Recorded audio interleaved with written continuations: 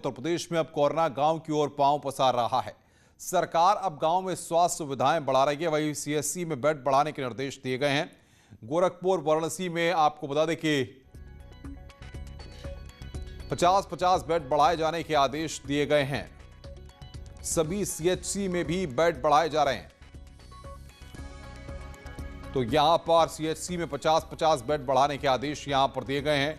और गांव की तरफ जिस तरीके से कोरोना फैल रहा है, संक्रमण वहां पर फैल रहा है, उसको देखते हुए लगातार ये सुविधाएं बढ़ाई जा रही हैं। सभी सीएचसी में वहां पर बेड बढ़ाए जा रहे हैं ताकि ग्रामीण इलाकों में लोगों को बेहतर स्वास्थ्य सुविधाएं मिल पाएं।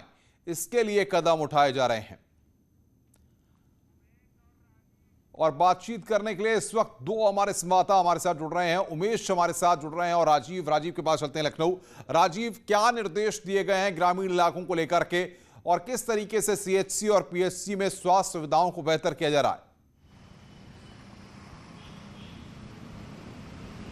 देखिए अनुपम, जिस तरह से पंचायत चुनाव के बाद लगातार ग्रामीण क्षेत्रों में कोरोना संक्रमण बढ़ने के मामले सामने आ रहे हैं, उसके बाद मुख्यमंत्री योगी आदित्यनाथ के निर्देश पर न सिर्फ हर एक गांव में लगातार टेस्टिंग और ट्रेसिंग का काम किया जा रहा है, सैनिटाइजेशन कराया जा रहा है, वहीं जो चिकित्सा सुविधा है उसको भी बढ़ाने का काम किया जा रहा है। मुख्यमंत्री का ये निर्देश है कि शहरों में तो चिकित्सा से जुड़ी सुविधाएं पहले से मौजूद है, लेकिन ये संक्रमण अब गाँव में बढ़ रहा है। तो ऐसे में वहाँ के जो सीएचसी पीएचसी हैं उनमें भी पर्याप्त मात्रा में बेड होना चाहिए, पर्याप्त मात्रा में ऑक्सीजन होना चाहिए और पर्याप्त मात्राओं में दवाइयां होनी चाहिए, जिससे जो ग्रामीण इलाके की गरीब जनता है उसको किसी भी तरह की कोई असुविधा ना हो और उसको एक जो सरकारी रेट है उन आधारों पर सरकारी सेवाओं का लाभ मिल सके ताकि वो अपने लोगों की जान बचा सके। इस क्रम में गन्ना विभाग को एक बड़ी जिम्मेदारी सौंपी गई है, जिसके तहत अब उत्तर प्रदेश का गन्ना और आबकारी विभाग मिलकर उत्तर प्रदेश के सभी 75 जिलों के ग्रामीण इलाकों में स्थित सीएचसी में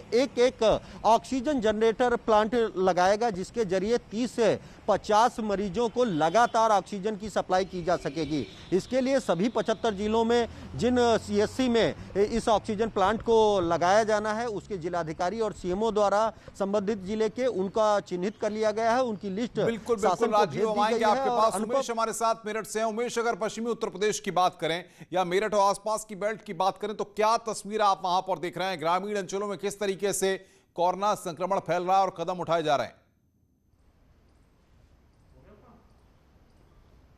जी हाँ, देखिए अनुपम, कोरोना से बचाव के लिए युद्ध स्तर पर प्रयास किया जा रहा है और मेरठ मंडल में एक विशेष प्रयास ये किया जा रहा है कि अब यहाँ जरूरतमंद होम आइसोलेटेड मरीजों को ऑक्सीजन सिलेंडर्स की होम डिलीवरी करवाई जा रही है। हमारे साथ खास बातचीत के लिए मौजूद हैं मेरठ के CMO doctor Akhilesh Mohan. Doctor साहब, क्या कहेंगे, गाँव में कैसी तैयारी है स्वास्थ्य विभाग की और गाँव में स्थिति क्या है? क्योंकि लगातार आप लोग अभियान चला रहे हैं, गाँव में सर्च अभियान चलाया जा रहा है, ट्रैकिंग और टेस्टिंग का अभियान चलाया जा रहा है।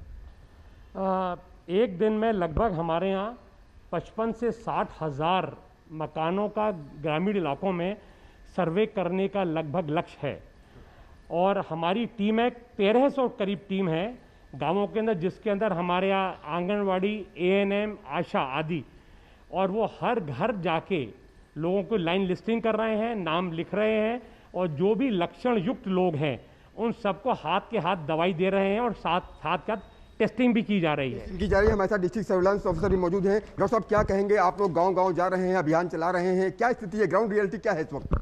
सर, ये अभियान 5 मई से अभी प्रारंभ हुआ है। 9 मई तक ये अभियान चलेगा और इसमें अभी तक करीब हमारे द्वारा 1,60,000 घरों का भ्रमण किया जा चुका है, जिसमें करीब 4,094 लोग अभी लक्षण युक्त पाए गए हैं। उन सभी की टेस्टिंग हुई है और पिछले 3 दिनों में करीब 61 लोग पॉजिटिव भी पाए गए हैं और जो लोग मिल रहे हैं उनको हम आइसोलेट कर रहे हैं और जो इस तरीके के संक्रमित गाँव में लोग मिल रहे हैं उनको आइसोलेट किया जा रहा है, उनके कॉन्टैक्ट्स ट्रेस करके उनकी टेस्टिंग की जा रही है और अब सभी जगह जो भी गाँव में है वहाँ पर किट उपलब्ध है और लोगों को ये, जैसे राज्य सरकार की मंशा है कि जहाँ पे भी हमें लक्षण युक्त व्यक्ति मिले उस तक वहीं तक ही दवाई पहुँचे, तो वो पहुँचाया जा रहा है और सभी को दिया जा रहा है। और जहाँ पे टेस्टिंग हमारे सेंटर हैं वहाँ पर भी जिन लोगों की टेस्टिंग लक्षण युक्त लोगों की जा रही है। बिल्कुल उमेश, हम आएंगे आपके पास। उपेंद्र के पास रुक करते हैं। उपेंद्र, बताइए वहां पर क्या तस्वीर आप देख रहे हैं और किस तरीके से ग्रामीण इलाकों में स्वास्थ्य सुविधाओं को पहुंचाया जा रहा है?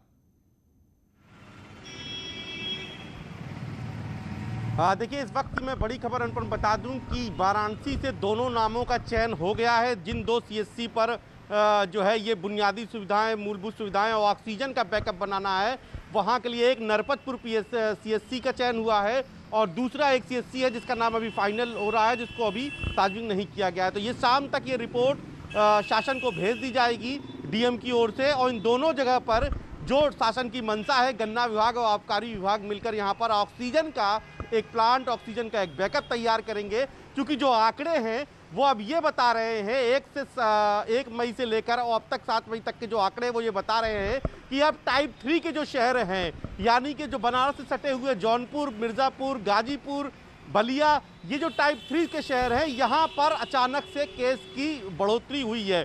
तो ऐसे में अब एक मजबूत बैकअप प्लान, चाहे वो पूर्वांचल हो, चाहे वो पश्चिमी बिहार का हिस्सा हो, बनारस पे ही डिपेंड है। तो ऐसे में बनारस की जहाँ पर एक बैकअप प्लान तैयार किया गया है, यहाँ पे आयुर्वेद जो अस्पताल है वहाँ 200 बेड का जो है व्यवस्था कर दी गई है। और इसके साथ साथ जो सीएससी है, उन 2 सीएससी को भी अब ऑक्सीजन से युक्त किया जाएगा, ताकि जो स्थिति है और जो आशंका है अनुपम कि अब जो टाइप 3 से बढ़ोतरी होगी, केस बढ़ के मिलेंगे, उनके इलाज की व्यवस्था के लिए ये पूरा प्लान तैयार हुआ है। क्योंकि आंकड़े जो हैं वो सरकार के पास पहुंच गए हैं और शायद इसीलिए इन आंकड़ों के आधार पर अब गांव पर फोकस हो रहा है। टेस्टिंग ट्रेसिंग के साथ साथ 15,000 किट अब तक गांव में पहुंच गई है, जिनको जो लक्षण वाले जो मरीज हैं उनको बांटने के लिए। क्योंकि जो पंचायत चुनाव के बाद जो लगातार गांव से अब जो नतीजे वो आ रहे हैं, रिजल्ट आ रहे हैं, वो बेहद जिसे कह सकते हैं अलर्ट करने वाले हैं। और शायद इसीलिए अब तैयारी का है, कोई भी शहर हो, चाहे वो बनारस हो, चाहे वो लखनऊ हो, चाहे वो कानपुर हो, चाहे मेरठ हो, अब इन शहरों से सटे हुए जो शहर हैं, कस्बाई शहर हैं, टाइप 3 शहर हैं, बिल्कुल बिल्कुल उपेंद्र, आप बने रहिए हमारे साथ। गोरखपुर की तरफ रुख करेंगे, रामगोपाल हमारे साथ बने हुए। रामगोपाल, वहां पर क्या स्थिति है? ग्रामीण अंचलों में क्या जो अभियान चलाए जा रहे हैं उनका कोई असर दिखाई दे रहा है?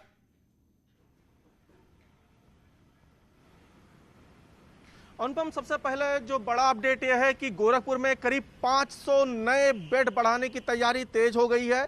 और अगर हम इसकी बात करें तो 2 अभी सीएससी पीएससी की चयन हो चुका है, एक हरनही और दूसरा चौरी चौरा, जहां पे 50-50 बेड के जो कोविड हॉस्पिटल बनाए जाएंगे और यहीं पे ऑक्सीजन का प्लांट भी लगाया जाएगा। इसी के साथ जो 150 बेड का बड़हलगंज क्षेत्र में बनना है, ये भी एकदम ग्रामीण इलाका है, गोरखपुर और मऊ जिले का बॉर्डर है। वहाँ पे राजकीय होम्योपैथिक कॉलेज में, मेडिकल कॉलेज में जो है ये 150 बेड का हॉस्पिटल बनना है, जिसमें 50 बेड वेंटिलेटर होगा और 100 बेड आईसीयू लेवल का होगा। और वहाँ पे आज से जो है ऑक्सीजन पाइप की सप्लाई किस तरीके से होगी, इसकी तैयारी भी तेज हो गई। क्योंकि रात में ही जैसे मुख्यमंत्री ने निर्देश दिया, उसके बाद से अधिकारियों ने मेडिकल कॉलेज का दौरा किया और आज शाम से वहां पे काम भी शुरू हो जाएगा। दूसरी जो और एक बड़ी खबर है वो बीआरडी मेडिकल कॉलेज से है। यहां पे 50 बेड का जो वेंटिलेटर है वो और बढ़ाया जाएगा और वो प्रक्रिया लगभग शुरू हो चुकी है। आने वाले सोमवार या मंगलवार तक ये 50 बेड गोरखपुर आ जाएंगे, यानी कि अगले हफ्ते में 50 बेड वेंटिलेटर के शुरू हो जाएंगे और साथ ही 100 बेड आईसीयू के भी शुरू हो जाएंगे।